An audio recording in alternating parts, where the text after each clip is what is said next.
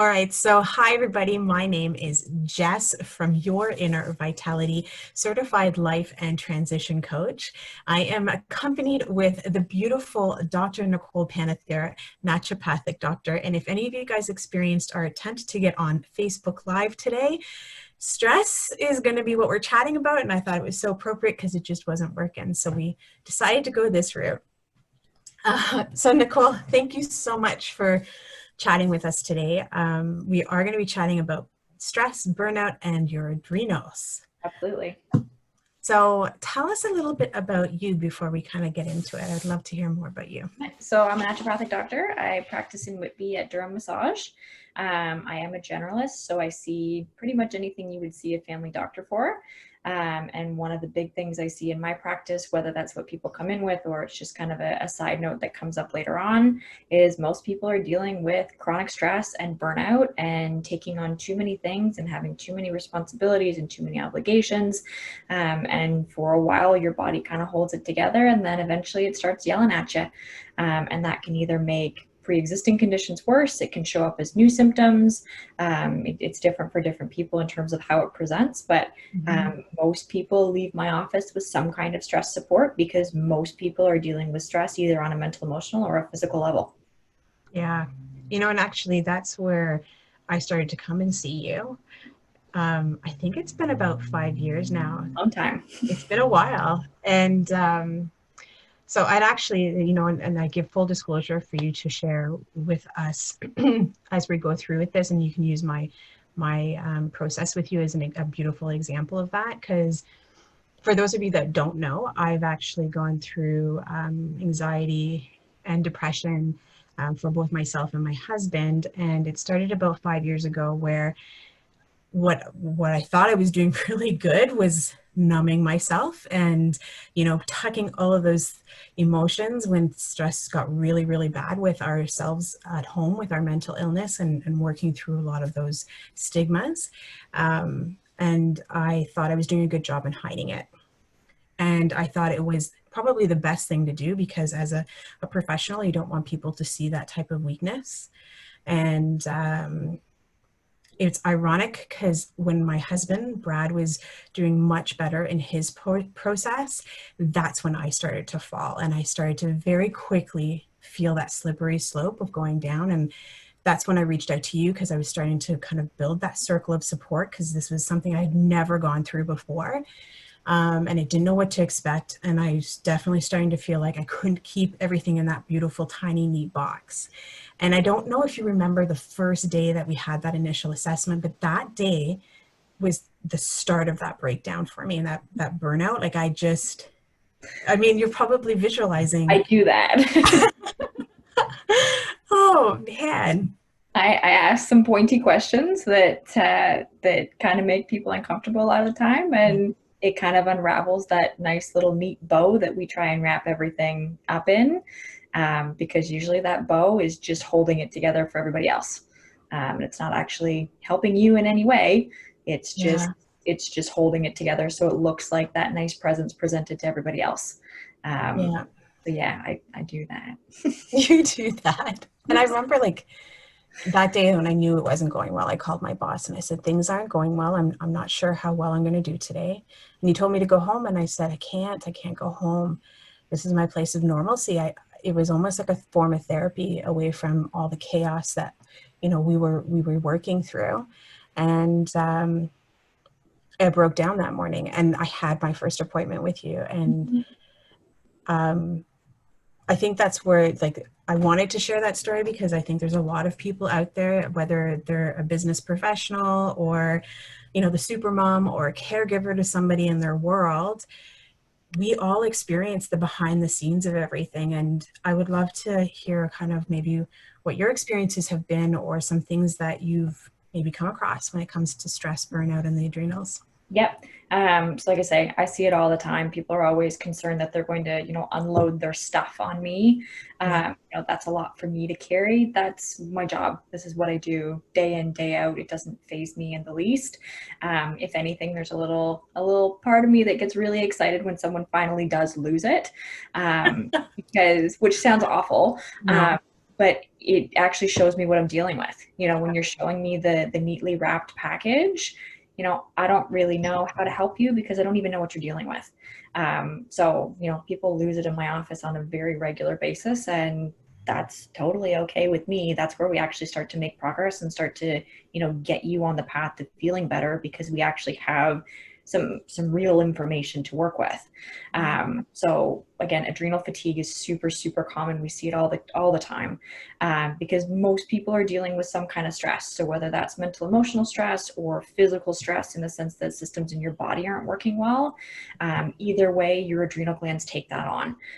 Your adrenal glands are the glands that deal with your chronic stress response and all of your chronic stress hormones like cortisol and adrenaline and epinephrine, norepinephrine, all of those guys that give us our fight or flight response. And that's an adaptive response. That's something that's kept us alive and kept our ancestors alive. You know, if we're having a predator come after us, our systems have adapted to be able to either fight it off or run away from it. And if we didn't have that response, we probably wouldn't have survived as a species the way we have. So it is a good thing in the short term. The problem is a lot of people are not dealing with it in the short term. They're dealing with it over months and years and weeks and really long periods. And eventually your system can't hold it together anymore. That fight or flight response really starts to burn you out. And when that happens, that's where we start to see adrenal fatigue. So one of the big hormones that we watch is cortisol. And typically you can kind of tell if you're in a cortisol imbalance at the beginning stages of adrenal fatigue rather than total burnout. But typically what's supposed to happen is your cortisol is supposed to cycle throughout the day. So you're supposed to get a burst first thing in the morning to wake you up and tell your body it's morning. You're supposed to get another smaller burst around noon to get you through the afternoon. And then it's kind of supposed to peter off until the evening so that you're ready to go to bed when it's bedtime and you're able to stay asleep all night long. And usually what we start to see with adrenal fatigue is that you're not getting those bursts when you're supposed to, and you're getting lulls when you're not supposed to. So you're not getting that burst first thing in the morning, so you wake up feeling exhausted no matter how much you've slept. You don't get that burst around noon, and so you get that crash in the afternoon, usually between about 2 and 4 p.m. That's where we start to crave sugar and salt and caffeine and all of our stimulants to get us through the rest of the day. Then, you know, we get through the evening, and usually then we become wired when it's time to go to bed. We see the picture of you're wired and tired, you're exhausted all day, and then as soon as you go to lay your head down, now you're awake. And then you also get bursts throughout the night, usually between 2 and 4 a.m. You'll get another burst when you're not supposed to, which is why you wake up, even though you've been craving sleep all day. You wake up, you're ready to solve all the world's problems at 2 a.m. Brains are spinning, you're planning your to-do list. You finally fall back asleep, and then you wake up, the alarm goes off at whatever time, and you feel like you got hit by a train. And then the cycle just kind of continues and continues and continues until you get to the point of complete burnout, where we're seeing, you know, extreme chronic fatigue, chronic pain, major digestive issues, immune system dysfunction, all of those kinds of things that come with chronic burnout.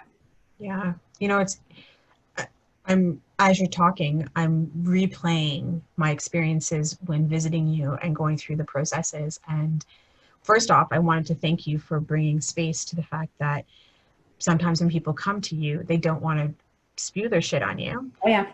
And because I will tell you, I very much felt the same way. I was like, I was ashamed. B, I was just like, why do I need to give you my crap to deal with? That's not your place to have to deal with that. And I could say to anybody out there is, don't hold back on that, because as soon as, you know, we started talking about it and putting words to the way I was feeling, and it allowed you to ask different questions. Like you had just mentioned about the sleep process. I was waking up at like 3 o'clock every single morning. It was just like rise and shine. I was ready to go. I couldn't turn my brain off, but I still had like 4 hours of sleep remaining to do. And then I felt exhausted when I got up, because I felt like I had already just conquered the world at 3 a.m. in the morning. And I also felt the foggy brain and all of that stuff too. And I feel like you got to say something. No, that brain fog is a huge one. Yeah. Huge sign of adrenal dysfunction. What are some other signs then that a person can maybe recognize for themselves? Yeah, the fatigue is one that usually stands out for a lot of people, especially that afternoon crash, not sleeping well, waking up in the morning feeling really unrested. A lot of people will notice night sweats can show up because, again, you're getting that stimulation in the night when you're not supposed to. Sugar and salt cravings are a really big one. Your brain and your body are looking for some kind of stimulus. Not being either craving caffeine and it not having the same response for you as it used to, or making you super intolerant to caffeine, people who get really jittery and wired from caffeine when it never used to cause an issue. If you kind of think of your adrenals like a car battery, it's kind of like the caffeine and the stimulants are kind of like trying to jump a car battery that's already dead. Sparks are going to fly everywhere, but you're not actually going to get the result that you're looking for. So those sparks are kind of, the excess energy that's coming that your body can't actually use. Yeah. So that's a big one. Difficulties with weight loss, specifically the weight that sits around our midsection, that spare tire that no matter what you do doesn't go anywhere. That tends to be a big sign that there's cortisol dysfunction happening. Hormonal issues can show up, whether that's, acne or period problems, PMS, all of those kinds of things, because your cortisol interacts quite closely with your female hormones. Mood issues are huge, depression, anxiety, all of those kinds of things are really heightened when you have an adrenal issue, and they kind of go hand in hand most of the time. There's a lot of things that can show up, and it's totally different for different people. Yeah. You had mentioned about getting your cortisol tests done. Mm-hmm. I remember doing that, but Yep. can you maybe walk through a little bit about that? Yeah. So basically the cortisol test, it'll actually be a saliva test. And you'll do a saliva sample multiple times throughout the day. So that gives us a really good idea of how your cortisol is spiking and how it's cycling throughout the day. So again, looking, first thing in the morning, looking around noon, looking in the afternoon, looking before bed. And it gives us kind of a curve pattern. And then depending on how that curve looks compared to what's considered normal, that gives us a good idea of how we need to support your system. So it could be that you're totally flatlined and you're totally burnt out. You're not creating any cortisol. It could be that things are spiking when they're not supposed to be, or it could be that all of your points are elevated and you're in the phase where you're creating too much cortisol and your body's pumping it out all the time. So regardless of what that looks like, there's different ways we can support the system to help regulate that curve. What I was just thinking as you're talking about all of that is, if someone's never come to a naturopathic doctor before, when it comes to something like this, what could they expect when visiting you? Yep. So our first appointment together, you know this very well, is a lot of questions. Yeah. Some of the questions are really random and way out in left field, and you're thinking, why on earth is she asking me about this when it has absolutely nothing to do with why I'm here? It gives me a lot of information. It's one of those things that the more information we have and when we look at everything holistically and how all of the systems are working together, it gives us a much more clear picture on what's actually going on and how we deal with that. So again, because it looks so different for different people. Some people may have an adrenal issue and it shows up in their sleep, or it could show up in their energy, or it could show up in their hormone cycles. It could show up in their skin. It could be in their appetite and their digestive system. And if we don't ask all of those questions, then we don't get the full picture of what's actually happening, and we miss a lot of things. We also do a lot of functional diagnosis. So as much as I have access to a lot of lab tests, I don't always run them because I don't like to spend people's money on things that aren't going to change what I'm going to give them anyways. So if you're presenting a really clear picture of adrenal fatigue and I know the herbs that are going to probably be beneficial for you, we can just go ahead and do those things based on how your system's functioning as a whole. So I go from the ground up in a lot of ways and really give your body the foundation that it needs to build from, because ultimately your body knows what it needs to do. It's just a matter of giving it the support it needs when it needs it in the right way, to let your body heal and let it do what it's supposed to do. There's a lot of different modalities that I use in my practice. You know this as well. It's really a matter of picking which ones are going to fit you the best as an individual. It's not cookie cutter medicine that people, walk in with the same symptoms and leave with the same treatment, because we really have to fit with what's going on for you in that moment. Yeah, And I think maybe this could be a good time just for me to tell people some of the, there was a period of time actually for probably a solid year, maybe even 2 years. I was almost seeing you once a week. And I know some of my, some of the stuff that you were doing with me was the acupuncture. I was on adaptogens to help, which is probably the herbal part that you're talking about there. There's homeopathic for grieving. You had helped me with that component as well. I feel like we've done so much together that I'm almost, oh, like you've done cupping with me. Oh, and I'm like, oh yes, and oh this and this. Right. Yeah, you've done the chiropractic component with me with, you know, making sure that my ribs were in place, my neck and adjustments, because there was definitely a lot of migraines that were happening during the process, which I've learned a lot of that had to do with the hormonal imbalances for me too.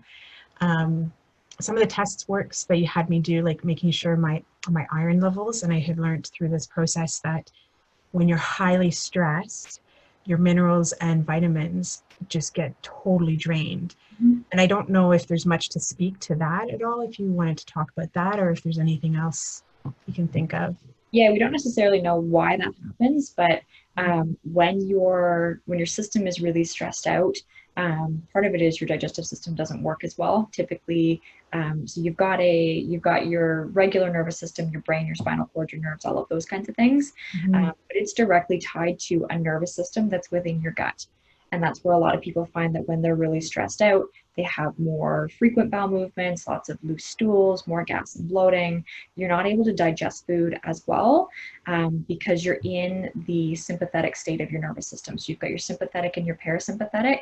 Your sympathetic is your fight or flight response, and your parasympathetic is your rest and digest response. And you can't be in both at the same time. So a lot of people find that their digestive system doesn't work very well when they're super stressed out.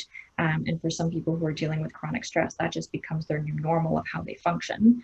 But then if your digestive system is kind of, food's kind of flowing through you a little faster than usual, you're not going to be able to absorb food and nutrients the way that you're supposed to. And our cells actually burn through vitamins and minerals more when you're stressed.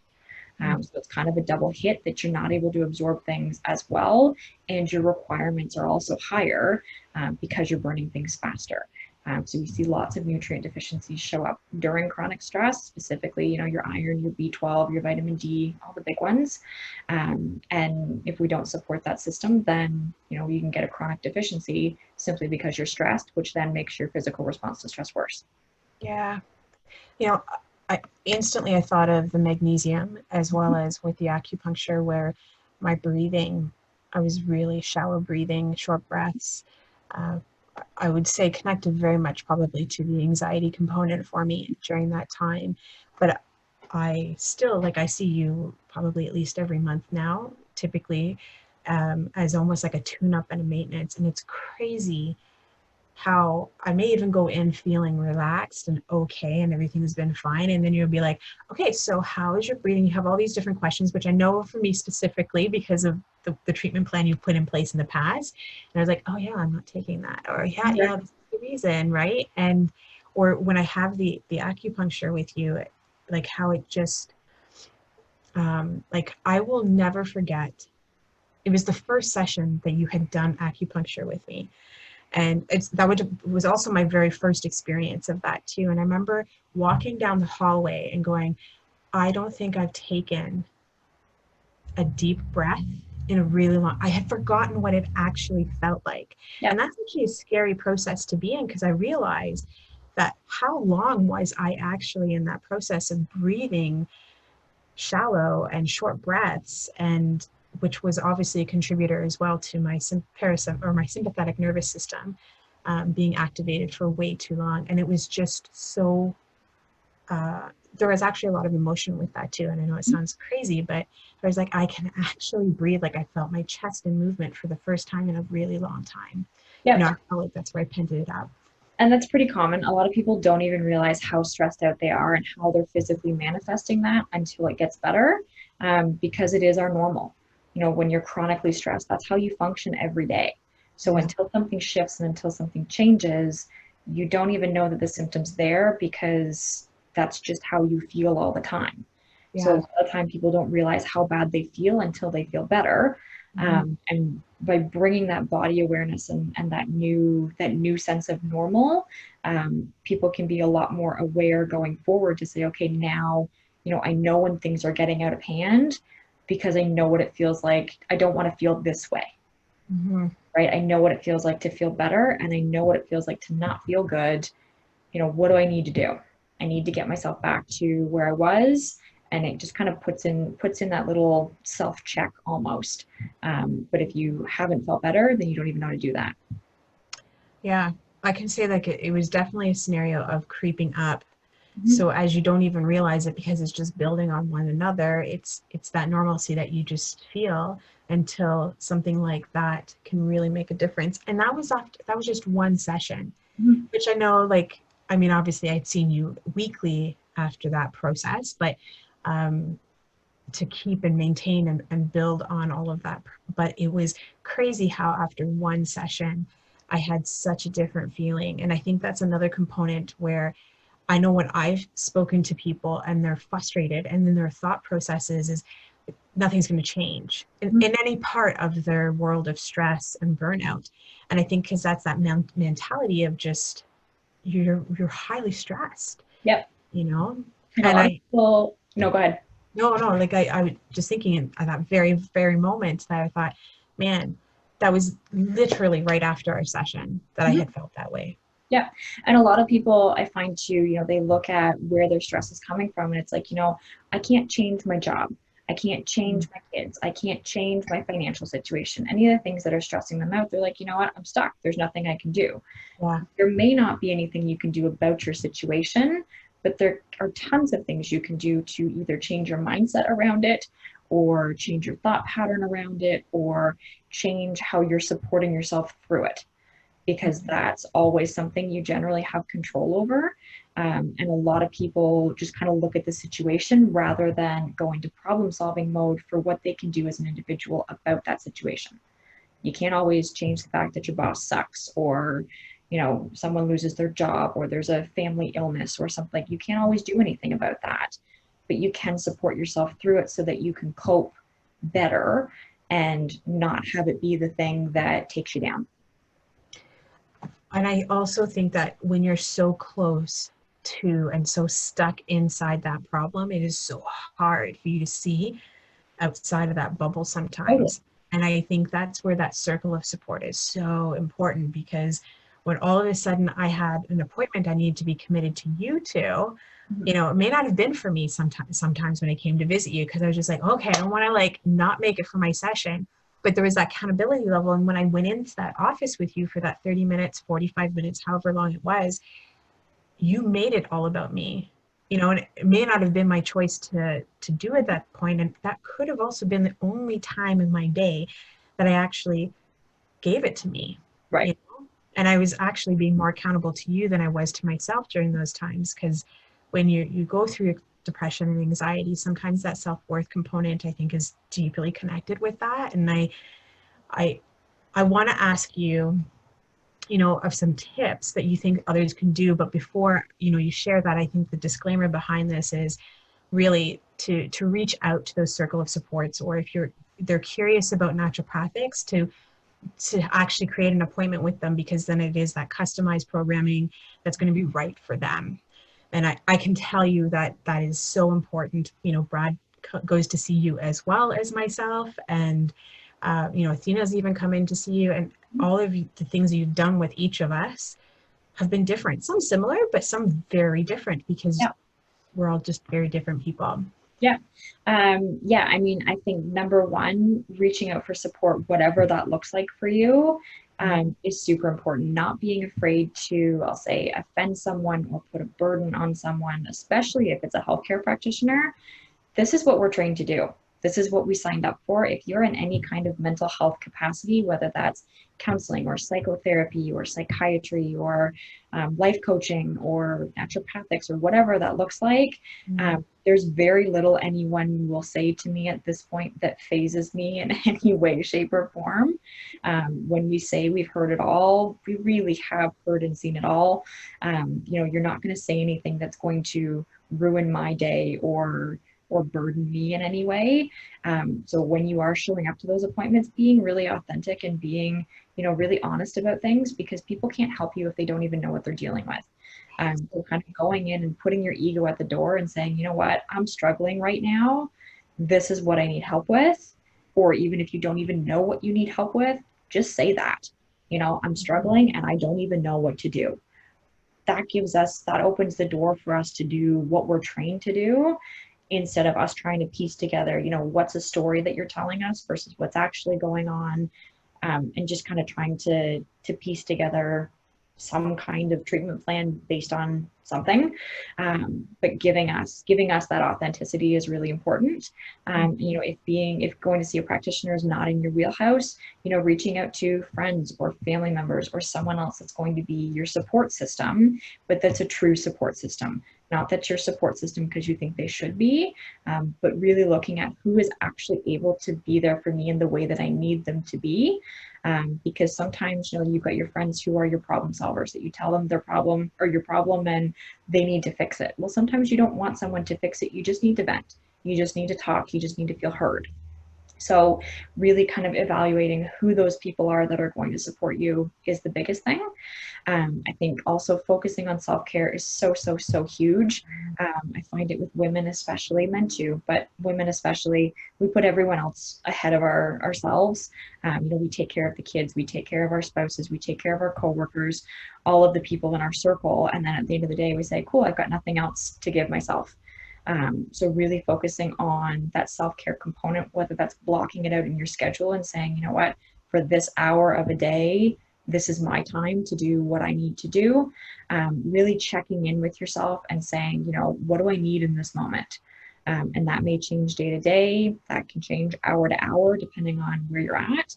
But when you're feeling really stressed out and burnt out and you're feeling overwhelmed, really stopping and taking a sec to say, what do I need? Do I need to rest? Do I need to go for a run? Do I need to be by myself? Do I need to be with people? Have I eaten? Have I slept? Have I showered? Basic things that just make us feel better and that our bodies need to function. A lot of the time we either don't have time or, we don't have the bandwidth to do it or whatever that looks like, but really checking in and saying, what do I need to do? And not what should I be doing? The number of people who tell me, oh, I should be doing yoga. I should be meditating. Well, you should be doing those things if they're actually helpful for you. If you're not a person who enjoys meditating and it's an extra thing that you're adding to your plate because you feel you should be doing it, then it's not actually going to be helpful in any way. It's actually going to make the problem worse.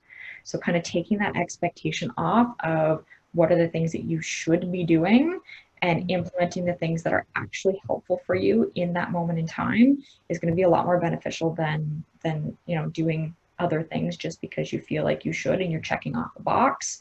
That doesn't work, and everyone's different in terms of what they need. And that, like I say, that can vary day to day, hour to hour, minute to minute.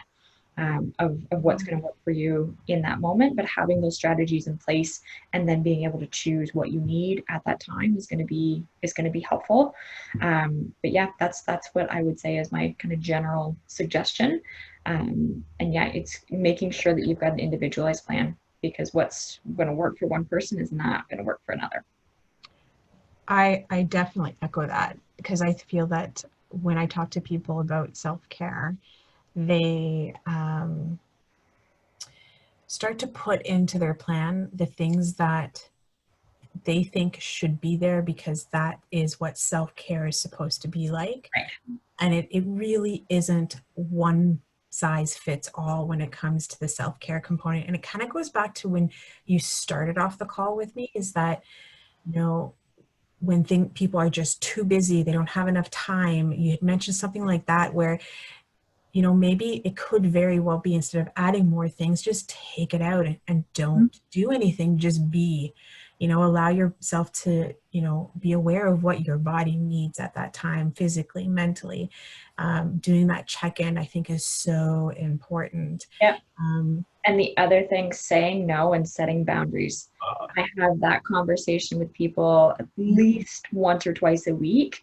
There was a great analogy. I can't even remember who told me it, but boundaries are not a wall, they're a door. And I think you and I have had this conversation that boundaries are not shutting people out, they're not cutting people off, but it's a door and you're teaching someone else how to use it. So you're setting the parameters to say, this is what you need to unlock my door. And Mhm. if you're going to choose a different key than what I'm giving you, the door is going to stay shut. When you're ready to use the key that I'm giving you and you're willing to treat me how I'm asking to be treated, the door is open. Mhm. And it's not something that's a all or nothing sort of thing. But here's what I'm asking you. This is how this you're teaching someone else how you want to be treated and what you're willing to put up with.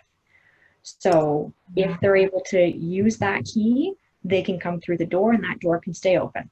The minute that that key becomes a different key, it stops working, right? When it becomes back on their terms, the door closes. And the door closes for as long as it takes for that person to open the door in the right way again. I cannot tell you how many times I speak to people and it is about the boundaries that they have or they don't have in their world and with people in their world, even those who are close to them, that are not working for them and Yeah. that they don't know how to say no. And the one thing that I say to them is saying no means also saying yes to something else. Mm-hmm. So what is it that you're not saying yes to that you need to start saying yes to, but you know that means no's in other areas. Yeah. It also doesn't mean a permanent no, it just means not right now. Right. And I just love that because that is something that comes out so much. And I think when you think of no's, and those boundaries, I also think that comes with that whole level of self-care, self-worth, and that people pleaser in individuals as well, where they don't want to offend or hurt people's Yeah. feelings. And the thing is, if that person is actually a positive source for you, they will not only respect the boundary that you're setting, but they will be happy about it because it's a good thing for you and they can recognize that. The Yeah. people who are the negative sources in our life, our soul suckers, are people who drain us and drain our energy and exhaust us and burn us out. Those are the people who are always asking for more and wanting more, and they're not the people who are respecting that them asking for more is actually a detriment to you. So sometimes setting boundaries really makes it clear who are the people that you need to surround yourself with and who are the people that you need to let go a little bit, because surrounding yourself with the positive people is going to be one of the beneficial things to help you recover and help you not end up back in a burnout situation again. Yeah. And, I can definitely say through the process of my stress, burnout, depression, anxiety, process, it was really about evaluating who was in the inner circle of my support system and how that went out. And there were people that shifted in those different circles, and some people weren't okay with it. Others, and there was many that were fine with it and understood it. And maybe they didn't understand quite at the time, but they were open to them working with me to try to figure out what that new balance looked like in the dynamic of that relationship.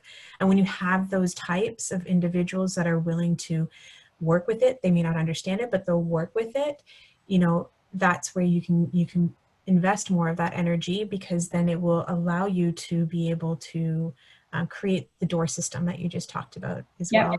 And again, you do a lot of work with relationships and positive relationships and negative relationships and how that impacts us as people.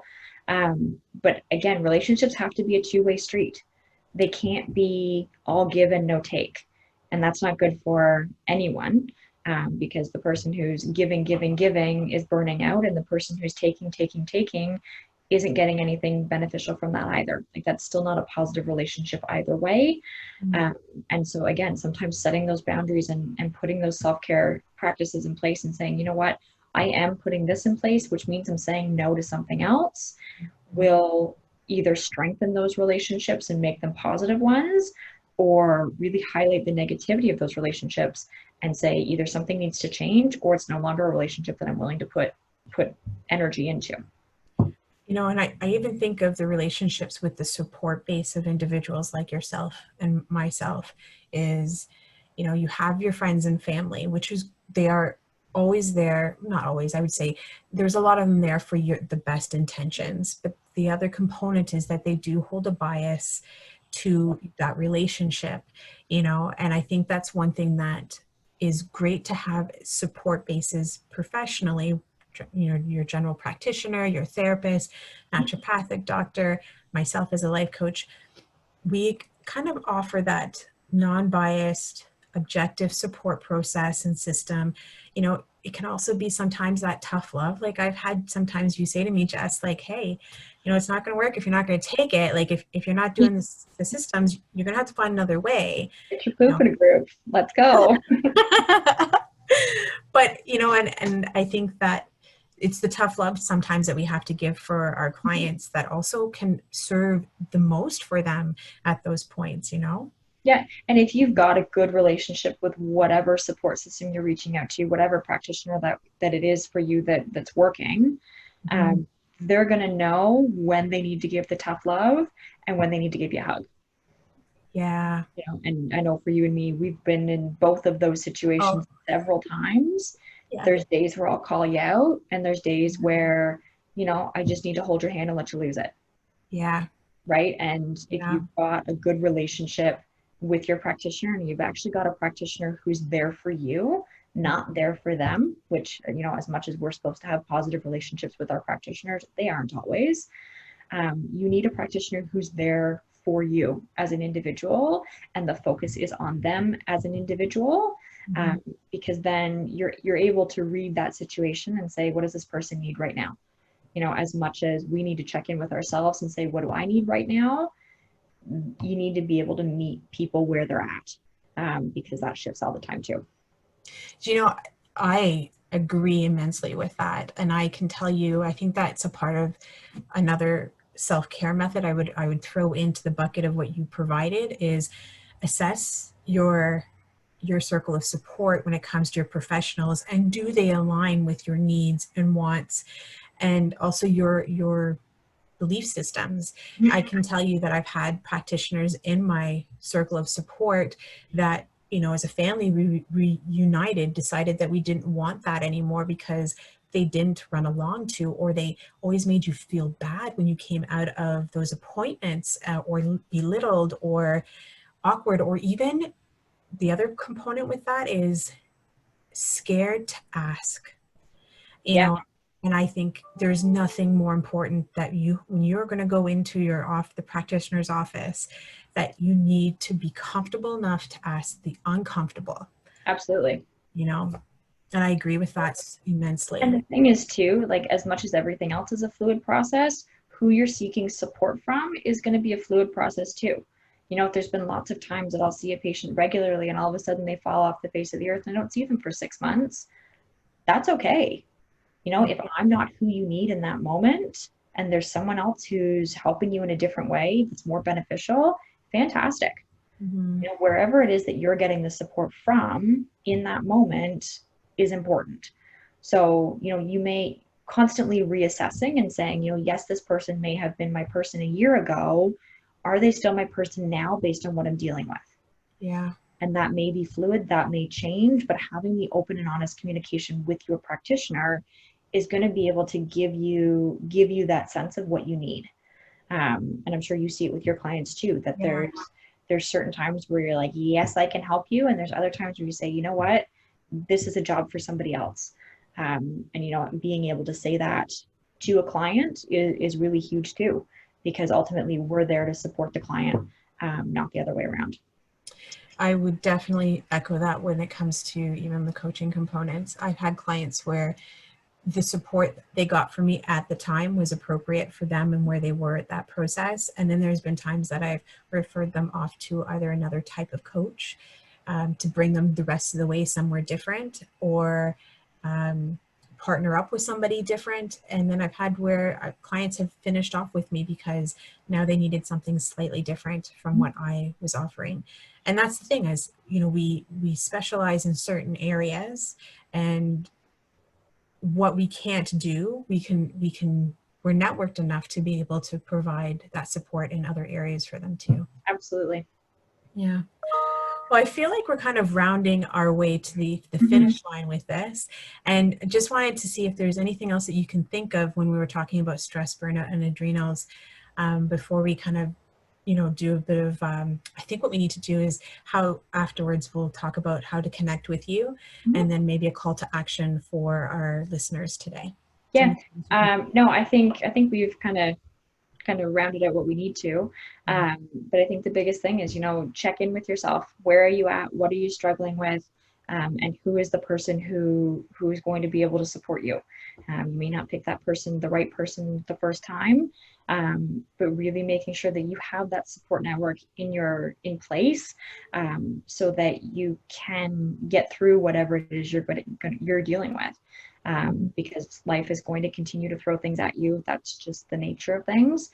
I think if the last 6 months has shown us anything, it's that you never know what's going to happen, and you kind of got to roll with it.